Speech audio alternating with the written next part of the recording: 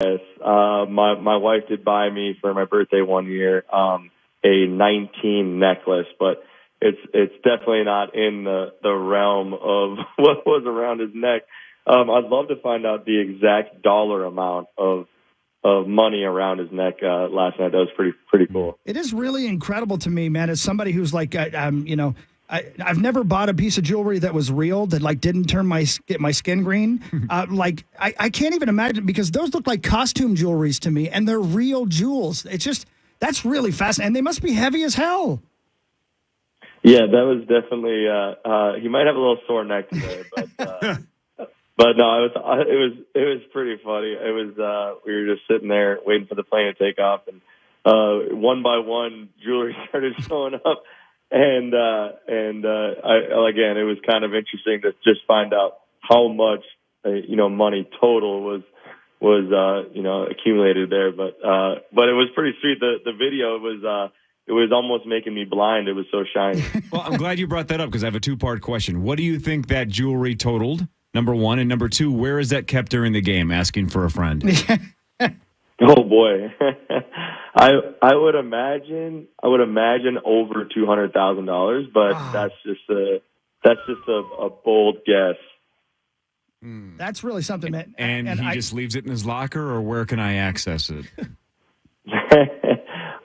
Fortunately, we've learned from our mistakes in the past. I know that guys have gotten some stuff stolen out of their lockers, but now they walk around and everyone gets a little bag that they can put valuables in, and they go lock it up, which is nice. Yeah. Okay, I know that we're going to get into the game here, but I have another question just to entertain me, because as we, Chris Hockey and I and the rest of the people from the KFAN radio crew get to fly with you guys in the charter, a lot of times when we land, we have to exit through where you guys sit in first class and all that stuff, and we've had some pretty nice planes. So let me ask you, those first class seats that you guys can lay down in, is it actually worth it? Like, are they comfortable? Do you actually fit? I mean, I can only imagine that's got to be really nice, considering we're all of us unwashed are in the back of the plane in upright seats. Yeah, no, I mean it's unbelievable. The ability to lay completely flat on a plane is an absolute game changer, and it's kind of interesting, because you do that all season, and then you go to the off season and you buy a normal plane ticket going to Florida, and it's a little bit different feeling, but you get used to it through the 8-9 games that you have on the road. So it is nice though. I mean, shoot, when I get on that plane, going to an away game, usually I sleep for at least an hour or so. So it's nice to catch up on some sleep on the way to an away game. Adam, I refuse to travel anymore because I don't have a police escort to the airport. That's a good point. The police escort is comes in handy as well, and driving right to the plane, not having to stand in line, go through security. That's kind of a game changer too.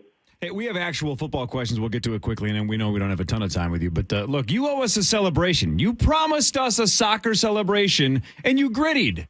You cheated us. You know what? I didn't even think about that until you just brought it up, and I'm actually extremely disappointed at myself. Well, now you have to score again. I know. I usually kind of just black out when I score, and just whatever happens just happens. Don't even know why it happens, but so yeah, I'm pretty disappointed in that. I will bring it out, I promise.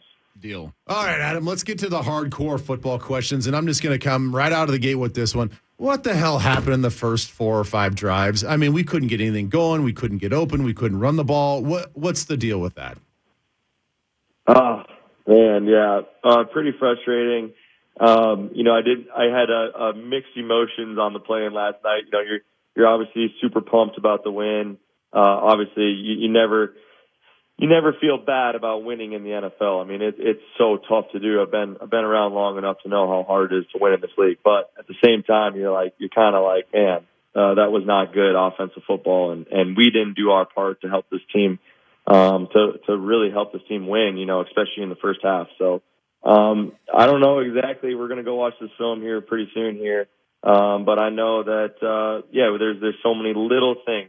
football is such a game that like you don't really think about it just because there's so many plays throughout the game, all that. But there's just little details that usually change how games kind of flow. I guess I mean one little play differently. You make a first down on that first drive, and who knows what happens. You start getting momentum, you start getting on the ball, you start going no huddle and stacking plays. But when you get a couple 3-and-outs in a row, it's tough. They get confidence and they're flying around a little extra hard. So it definitely is tough when you don't start the game with a first down or have a couple 3-and-outs. But to have like 8 or 9 of them, that's absurd. So got a lot of work to do. But again, it's great when you can go back and try to fix some things after a win.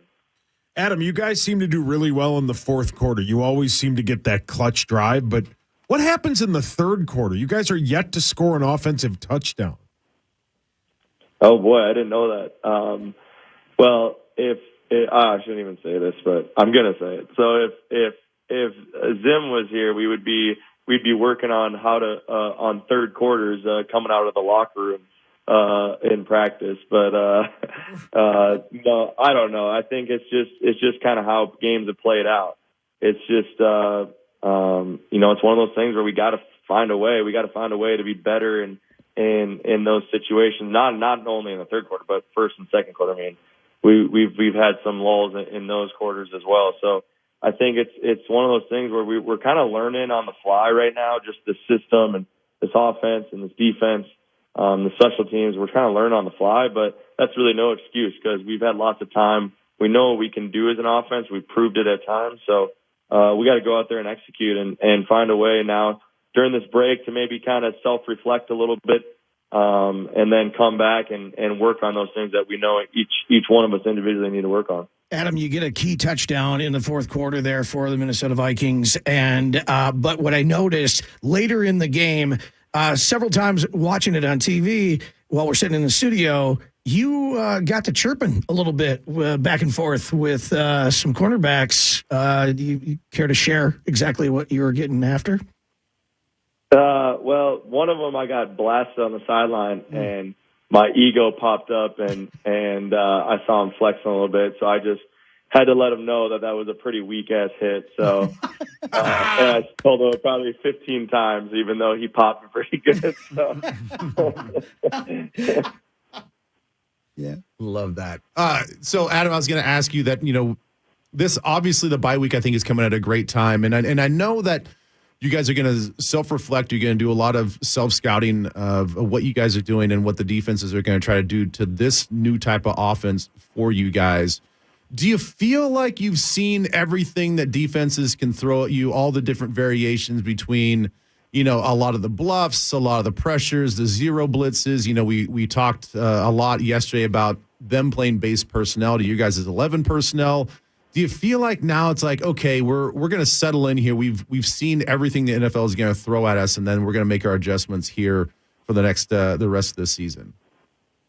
Yeah, I think so. I think we've seen a lot of similar things that teams are trying to do to take away what we do really well.